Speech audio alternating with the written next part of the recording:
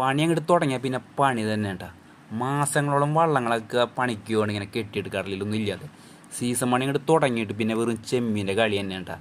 ഞാൻ പറയണ വേറെ ഒന്നല്ല, കടലിൽ പണി ഉണ്ടായി കഴിഞ്ഞല്ലേ ഇതേമാതിരി ചേട്ടന്മാരുണ്ട്, യൂണിയനിലെ ചേട്ടന്മാർ മീനൊക്കെ കോരണ, വള്ളത്തിലെ മീനൊക്കെ കോരണ, അവർക്കും കൂടി പണി ഉണ്ടാവും കേട്ടോ. പിന്നെ വണ്ടിയിൽ ഡ്രൈവർമാരെന്ന് വെച്ചാൽ സാധാ ബസ്സും കാര്യങ്ങളല്ല, മീൻ വണ്ടി ഓടിക്കുന്ന ഒരുപാട് ഡ്രൈവർമാരുണ്ട്, അവർക്കും പണിയുണ്ടാവും. പിന്നെ മീൻ കച്ചവടക്കാർ വെച്ചാൽ ചെറിയ ചെറിയ വണ്ടിയിലൊക്കെ നടന്ന് മീൻ വിൽക്കുന്ന ടീമും അവർക്കും പണിയുണ്ടാവും. കടൽ തന്നെ ഒരു വലിയ മഹാസാഗരമാണ്, അറിയില്ല. കടലിൽ മീനില്ലാതായി കഴിഞ്ഞാൽ ഇവരെല്ലാവർക്കും പണി ഉണ്ടാവില്ല. ഞാൻ അതുകൂടി പറയാനാണ് ഒരു വീഡിയോ ചെയ്തത് കേട്ടോ.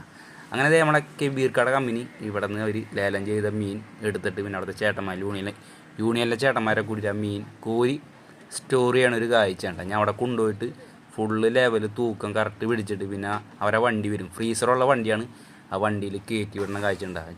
ഇത് ഇവിടെയൊക്കെ കുറേ ലോങ് മാർക്കറ്റിലേക്കൊക്കെ പോകണം ചെമ്മീൻ